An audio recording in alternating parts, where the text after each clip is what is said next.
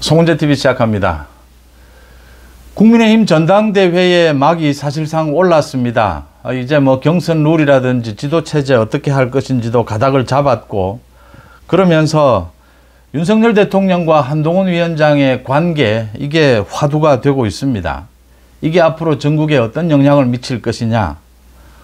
제가 다른 방송에 출연도 하고 또 다른 정치 평론가들, 국민의힘 사람들을 많이 만납니다. 만나서 얘기를 들어보면 송은재TV 댓글에서도 마찬가지입니다. 아주 격렬합니다.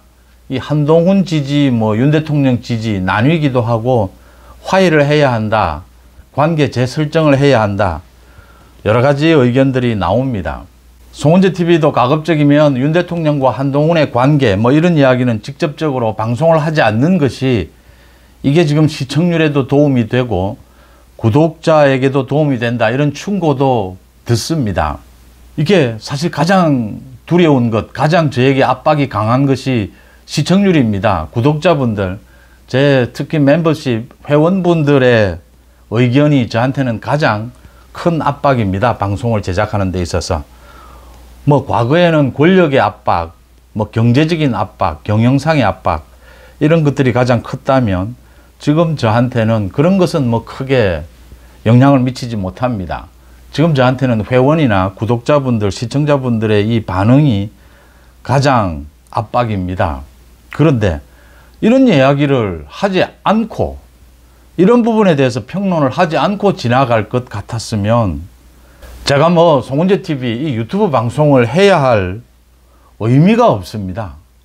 그래서 얘기할 것은 해야 하고, 총선 때도 계속 얘기를 했고, 총선 뒤에도 많은 분들이 저를 비판함에도 불구하고 제가 한동훈 이야기도 했고 윤 대통령 이야기도 했습니다.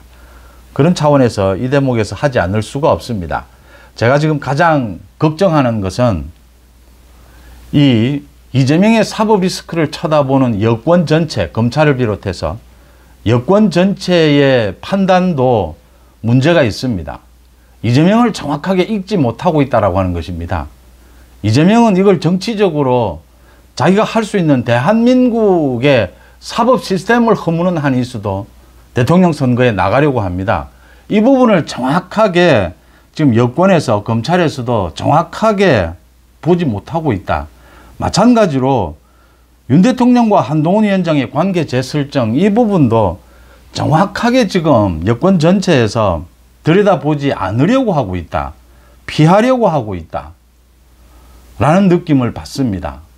이렇게 해서는 문제를 풀지 못합니다. 이재명의 사법 리스크를 정확하게 들여다봐야 이재명의 처벌을 할 수가 있습니다. 윤 대통령과 한동훈 위원장의 관계를 직시해야 이 문제를 풀 수 있습니다. 이재명의 사법 리스크부터 말씀을 드리겠습니다. 오늘도 제가 먼저 방송을 했는데, 이재명은 지금 당을 완전히 장악하고 국회를 장악했습니다. 이재명이 당헌 당규를 고치는 것도 당무위원회를 오늘 통과를 했습니다. 전부 쇼입니다. 각본대로 움직이는 겁니다. 그러니까 친명의 김영진이 반대를 했다. 이재명도 당헌 당규는 고치지 말자.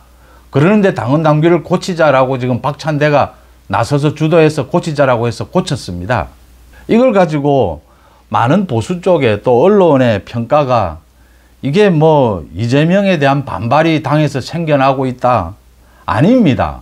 전부 쇼입니다. 이재명에게 중요한 것은 지금 당헌 당규 고치는 것이 아닙니다. 이재명은 지금 개딸을 비롯한 권리 당원들의 이 권한을 강화시켜 주는 척, 또 당헌 당규 개정을 띄워놓으면 이재명이 반대한다라고 합니다. 박찬대는 또 오늘 이런 말을 합니다. 이재명은 너무 착해서 당헌 당규 자신을 위해서 개정하는 것, 그래서 반대하고 있다. 그래서 우리가 나서서 바꾼다. 참 손바닥으로 하늘을 가립니다. 여기에 헷갈리는 국민의힘 쪽 여권의 언론들이 있습니다.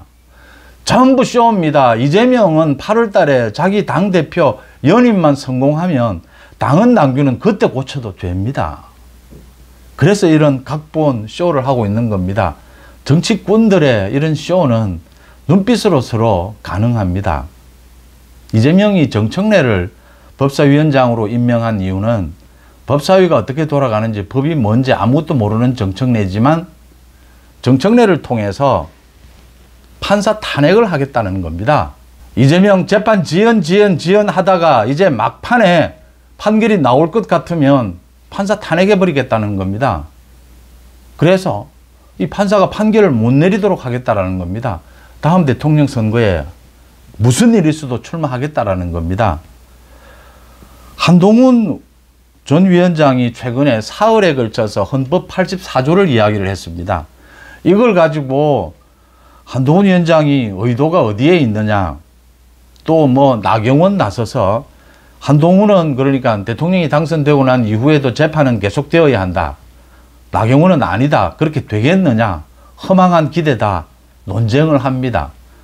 또 안철수 나서서 한동훈에게 왜 이재명 공격만 하고 뭐 당의 비전은 제시하지 않느냐, 또 이렇게 이야기를 합니다. 전부 불필요한 이야기들입니다. 핵심을 찌르지 못하고 있습니다. 한동훈이 헌법 84조를 이야기한 것은 제가 말씀을 드렸습니다. 이 이재명이 재판 지연을 통해서 대통령 선거에 나가려고 한다, 이재명이 대통령이 되고 나면 이게 어떤 일이 벌어질 것이냐, 이 사전에 막아야 한다, 그 이야기를 하고 있는 겁니다. 그런데 이게 헌법상 해석상 어려우니까 한동훈이 또 설명을 해야 하고, 한동훈이 그동안 진행되던 재판은 대통령 선거와 관계없이 대통령이 되더라도 그 재판은 계속 진행이 되어야 한다, 이재명이 집행유예 이상을 받으면 대통령이 되더라도 대통령직을 그만둬야 한다, 이렇게 자신의 의견까지를 이야기한 겁니다. 사실상 어렵습니다. 또 이건 찬반 논쟁이 있습니다. 지금 한동훈이 이런 논쟁하자고 이야기한 것 아닙니다. 한동훈의 목적은 이재명의 이 재판 지연을 막아야 한다라는 겁니다. 그래서 제가 오늘도 그 말씀을 드렸습니다. 이재명에 대해서 구속영장을 왜 청구해야 하느냐. 지난해 9월에 한번 기각이 됐는데 또 청구하는 것은 부담스럽습니다. 그런데 사정 변경이 생겼습니다. 이화영의 1심 판결도 나왔고요. 또 많은 이재명의 사법방해가 차고 넘칩니다. 사정 변경이 생겼을 경우에는 구속영장을 재청구할 수 있습니다. 같은 혐의로도 구속영장을 재청구해서 국회를 통과하지는 않습니다. 그렇지만 구속을 시켜야 한다. 왜 구속을 시켜야 하느냐. 이재명의 당헌 당규 개정에 따라서 이재명은 이제 구속돼도 당대표직을 계속하겠다라는 입장입니다. 구속이 돼도 대통령 선거 나가겠다라는 겁니다. 지금 상황이 이런데 구속시키지 않으면 어떻게 되겠습니까? 판사 탄핵합니다. 그래서 구속이라도 시켜서 이재명의 이 법적인 처벌 가능성을 높이고 정치적으로 추락시켜야 한다라는 것입니다. 그 부분에 집중해야 된다라고 하는 그 이야기고요. 한동훈의 헌법 84조 이 부분도 이 전곡을 꿰뚫어 봐야 한다라는 겁니다. 지금 이것 가지고 뭐 대통령이 되고 나면 재판을 해야 되느냐 말아야 되느냐, 지금 이 논쟁하자라고 이 문제를 제기한 것 아닙니다. 막아야 된다라고 하는 것이죠. 한동훈이 계속해서 이제 뭐 많은 사람들을 만나고 있습니다. 뭐 구체적으로 영입을 했던 사람들입니다. 지난 총선에서 고동진, 정성욱 이런 사람들을 만나서 한동훈이 구체적으로 이야기한 것도 나오고 있습니다. 뭐 윤 대통령과의 관계입니다. 협력해야 한다. 그런데 때로는 긴장관계도 유지할 필요가 있다. 국민을 위해서다. 당정관계는 협력관계다. 그렇지만 긴장도 때로는 필요하다. 뭐 원론적인 이야기입니다. 이게 그런데 말은 쉬워도 어렵습니다. 제가 계속 말씀을 드리는 것이 총선 이후에 윤석열 대통령도 국정 운영을 이제는 한 색깔로 가져갈 수가 없습니다. 다양해져야 합니다. 뭐 이재명과 필요하면 협력할 수도 있습니다. 국민들이 보고 있기 때문입니다. 그런데 흔들리지 말아야 할 것은 문이조 처벌입니다. 한동훈 마찬가지입니다. 총선 때도 그랬습니다. 한동훈도 앞으로 자기가 당대표가 되고 뭐 차기 권력을 대권을 생각한다면 이제는 윤 대통령과의 뭐 무조건적인 협력 이걸로 갈 수가 없습니다. 총선 때도 그랬습니다. 이겨야 하기 때문에 그럴 수 없었습니다. 또 지금도 마찬가지입니다. 폭이 넓어져야 합니다. 그런데 그게 말처럼 쉽지 않습니다. 총선 때부터 한동훈이 배신을 했다. 한동훈 버려야 한다. 뭐 여권 쪽에서 나오는 이야기입니다. 아예 이거 총선에서 패해야 한다. 총선에서 이기면 차기 권력인 한동훈이 윤 대통령을 짓밟을지 모른다. 뭐 총선 이후에는 더 심해졌습니다. 지금 윤 대통령과 한동훈에 대해서 압도적인 지지가 모이고 있습니다. 두 사람이 협력해야 한다. 이게 이 대세입니다. 그런데 일부에서는 또 한동훈 팬도 있고 윤석열 팬도 있습니다. 한동훈은 배신자다. 뭐 아니다. 윤 대통령 이제 기대해서는 한동훈의 앞길이 열리지 않는다. 치열하게 싸웁니다. 송은재TV 댓글을 통해서도 마찬가지입니다. 윤석열 대통령과 한동훈 위원장이 협력과 긴장 관계로 다시 관계 재설정을 하지 못한다면 지금의 여권 윤석열 정부는 뭐 영화에서 최민식 그 배우가 한 이야기 뭐 나가리 뭐 이런 이야기도 있습니다. 큰일 납니다. 답이 안 나옵니다. 비유를 하자면요. 이명박 대통령과 박근혜 당대표가 있었습니다. 엄청난 갈등이었습니다. 친이, 친박. 그 갈등 끝에 탄핵이라는 게 나오게 됩니다. 그때보다 더 심각해질 수 있습니다. 이명박 대통령은 박근혜 당대표를 인정하고 아예 간섭을 하지 않았습니다. 정치 쪽에 뭐 아예 관심을 끊었습니다. 그런데 윤 대통령은 다릅니다. 윤 대통령은 한동훈 위원장이 완전히 다른 길로 가는 걸 윤 대통령은 용납하지 않습니다. 한동훈 위원장도 박근혜 전 대통령과 같은 그런 폭발적인 지지율을 모을 수 있는 가능성만을 보여줬을 뿐입니다. 제가 말씀드린 대로 윤 대통령, 한동훈 위원장 모두 다 폭이 넓어져야 하는데 문제는 윤 대통령, 한동훈 위원장 모두 정치적 경험은 없습니다. 얕습니다. 정치적 경험이 없어서 정치 개혁, 문이조 처벌, 정치적인 경험이 없는 것이 오히려 여의도 문법을 따르지 않는 것이 오히려 많은 지지를 받고 있습니다. 나쁘다라는 말이 아니고 이젠 바뀌어가야 한다.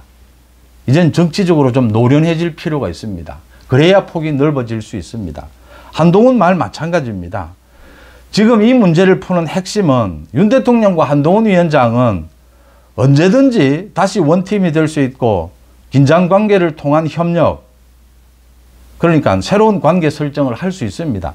문제는 주변입니다. 주변이 더 문제입니다. 따라가지를 못합니다, 지금. 이렇게 돼서는 두 사람의 문제를 풀 수 없다라고 하는 겁니다. 한동훈이 지금 뭐 전당대회에 출마해서 당대표가 되느냐 되지 않느냐. 어떤 경우라도 한동훈은 상당히 압도적인 차기 대권 후보입니다. 전당대회 지금 이런 식으로 가면 한동훈 위원장이 1차 투표에서 과반을 넘길 가능성이 높습니다. 결선까지 가지 않을 가능성이 높습니다. 이런 한동훈을 지금 만약에 윤 대통령이 제재를 해야겠다. 파국입니다. 할 수 있습니다, 제재. 그런데 파국을 의미합니다. 한동훈 마찬가지입니다. 협력보다 긴장을 더 앞세우면 윤 대통령이 뭐 있는 그대로 말씀드려서 용납하지 않습니다. 한동훈이 더 잘 알고 있지 않습니까? 그래서 이 지금 접점을 찾아가야 된다라고 하는 것인데요. 이 접점을 찾지 않으면 지금 여권은 과거의 친이, 친박의 그 갈등 이상입니다. 그보다 더 심각합니다. 이 윤 대통령과 한동훈의 스타일 때문에도 그렇고 지금의 전국 상황으로 봐도 그렇습니다. 당헌당규 개정 특별위원회 오늘 발표를 했습니다. 뭐 다른 건 그대로 유지하겠다라고 했습니다. 당연합니다. 단일 지도 체제입니다. 뭐 황우여가 쓸데없는 이야기를 해서 혼란을 빚었습니다. 남아있는 것은 이제 경선 룰입니다. 당심 100%의 민심을 어느 정도 반영할 것이냐. 이건 뭐 결정을 못하면 결정을 못하겠다라고 하고 그동안 그대로 당심 100%로 가면 될 걸. 오늘 회의에서 혼선이 있었습니다. 치열하게 대립을 했습니다. 그래서 결론적으로 내놓은 안이 이 특위에서 민심을 20%로 할지 8대2, 30%로 할지 7대3 이 두 가지 안을 비대위로 넘겼습니다. 비대위에서 결정하라. 결정하지 못하겠다. 애매하다. 골치 아프다. 이겁니다. 그냥 비대위도 민심을 왜 반영해야 하는지, 민심을 어느 정도 반영해야 하는지 잘 모르겠으면 그대로 가면 됩니다. 다른 것들처럼. 이 결선 투표 문제나 단일 지도 체제처럼. 그냥 지금 당신 100%로 가면 됩니다. 이재명이 위헌입니다. 국회의장 후보를 선출하는데도 권리당원들 20%를 넣겠다라고 했습니다. 지금 오늘 당무위원회에서 결정이 됐습니다. 왜 그러겠습니까? 지금은 확고한 지지층을 바탕으로 힘을 응집시켜야 할 때입니다. 국민의힘은 지금 무슨 생각을 하고 있습니까? 지금은 전쟁 상황입니다. 전쟁. 이재명을 처벌할 수 있느냐? 아니면 저 조폭과 같은 이재명에 의해서 한국 정치가 완전히 뒤집어지느냐? 이 전쟁 상황입니다. 이런 전쟁 상황에서도 협력하고 타협하는 모습도 또 보여줘야 합니다. 이래서 복잡해졌습니다. 2년 전에 비해서. 여당이 총선에서 졌기 때문입니다. 그냥 당신 100% 하면 됩니다. 비대위 애매해서 잘 모르겠다. 8대2, 8대2까지 저는 민심 10%까지 양보할 수 있다고 보는데 20%까지 8대2까지는 양보할 수 있습니다. 제가 이게 민심이 20% 반영, 30% 반영 의미 없습니다. 한동훈이 출마하면 대세는 한동훈입니다. 이 의미 없는 걸 왜 말씀을 드리느냐. 유승민 때문입니다. 안철수 때문입니다. 전당대회에 다 출마를 할 겁니다. 나경원까지 또 윤상현도 있습니다. 다 출마를 할 겁니다. 그런데 주 대립 구도가 소위 한동훈과 나경원이 나서서 지금 윤 대통령과 한동훈이 나누어지게 된 이 조직 부분도 영남을 중심으로 해서는 여전히 윤 대통령, 한동훈 배신자 이야기까지 나오고 수도권을 중심으로 해서 한동훈 이제 윤 대통령을 극복하고 윤 대통령을 이제 지나쳐서 패싱해서 자기 정치를 해야 된다. 한동훈 팬클럽에서는 영남과 수도권을 이렇게 분리하면 국민의힘 전망이 나옵니까? 망하는 길입니다. 민주당 이런 갈등 없어진 지 오래됐습니다. 교활하지 않습니까? 왜 이런 바보 같은 갈등을 빚습니까? 이런 식으로 가면 안 된다라고 하는 것입니다. 이게 한동훈과 나경원의 대립구도, 주 대립구도가 이렇게 되면 이제 당의 미래를 위해서 당정협력 어떻게 가게 되며 생산적인 논의가 가능합니다. 많은 또 윤 대통령, 윤석열 정부의 성공을 위해서 당이 어떤 자세를 취해야 하느냐 이런 이야기들이 가능할 수 있습니다. 그런데 한동훈과 주 대립구도가 유승민이 되면 이건 전혀 다른 논쟁으로 가게 됩니다. 유승민은 지금 이재명에 대한 처벌 이런 구도가 아닙니다. 문이조 사법처리 이거하고는 유승민과는 관계가 없습니다. 유승민은 어떻게 해서든지 중도 또는 좌파, 민주당 지지층 이걸 바탕으로 해서 자기가 당대표도 되고 대선 후보도 거머쥐어서 어떻게 해서든지 대선 국면에서 지금 보수 우파를 소위 볼모 삼아서 이 중도 영역, 자기 이 영역을 조금 보태서 대선 국면에서 자기가 견뎌본다. 이 구도로 계속 살아온 것이죠. 그러면 논쟁 자체가 지금 한동훈과 유승민의 논쟁은 아무 의미 없는 당을 분열만 시키는 그런 논쟁으로 가게 되는 겁니다. 물론 다 출마해서 이런저런 이야기가 나오게 될 겁니다. 제가 말씀드리는 것은 전당대회의 주요 분위기, 핵심 대립 구도 이 부분을 위해서 민심은 반영하지 않는 것이 좋은데 꼭 반영하고 싶으면 최소한에 그치는 것이 맞다라고 말씀을 드리고 있는 겁니다. 다시 주제로 가겠습니다. 윤 대통령과 한동훈 전 위원장 두 사람은 제가 보기에는 한동훈이 거의 출마를 결정한 겁니다. 그런데 윤 대통령이 어떤 메시지, 대통령실의 메시지가 없습니다. 용인한다라고 하는 것입니다. 한동훈도 계속 이야기를 하고 있습니다. 지금 대통령과의 당정관계, 윤석열 정부를 어떻게 뒷받침해야 하느냐, 필요할 때 긴장관계 유지도 필요한 것이 아니냐. 한동훈도 계속 지금 윤 대통령과의 협력 부분을 이야기하고 있습니다. 두 사람 간의 관계 설정, 재설정에는 이제 문제가 없다고 보입니다. 문제는 주변입니다. 주변. 지금 총선 때부터 아예 총선에 져도 좋으니까 한동훈은 배신자다. 총선 진 것은 윤 대통령 책임이다. 100%. 이런 식으로 가서는 이 문제 풀지 못합니다. 이 문제 풀지 못하면 나가리입니다. 이건 파멸을 의미합니다. 지금 한동훈을 덮을 수 있는 당대표 주자, 차기 대권 주자가 있습니까? 여권에. 한동훈이 무너질지 모릅니다. 그런데 지금은 아니지 않습니까? 이렇게 하나씩 하나씩 문제를 풀어가야 된다라고 하는 것입니다.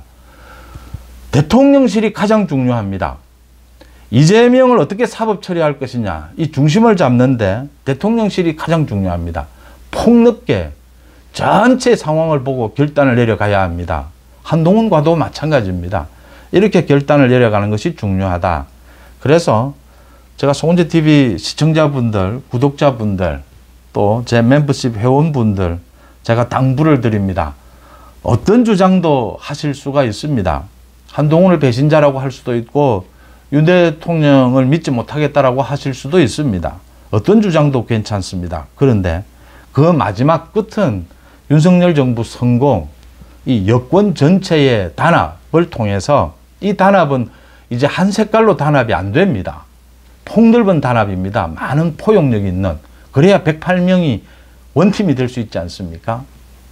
그런 단합을 통해서 문2조 처벌, 이 조폭입니다.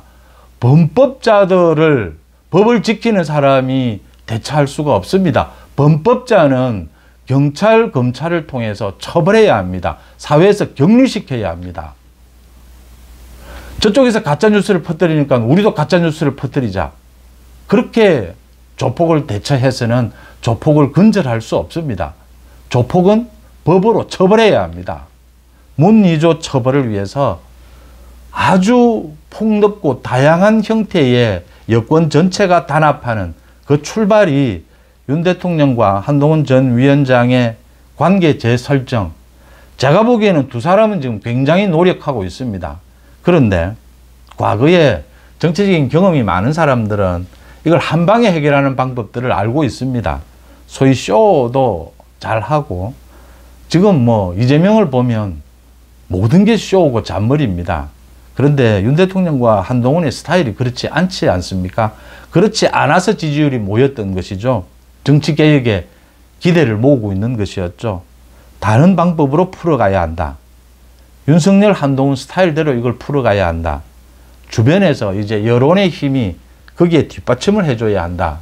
라는 걸로 판단합니다. 이건 정말 우리나라 국정, 윤석열 정부의 승패가 걸려있는 부분이다. 이렇게 생각합니다. 여러분들은 어떻게 보십니까? 송은재TV 마칩니다. 고맙습니다.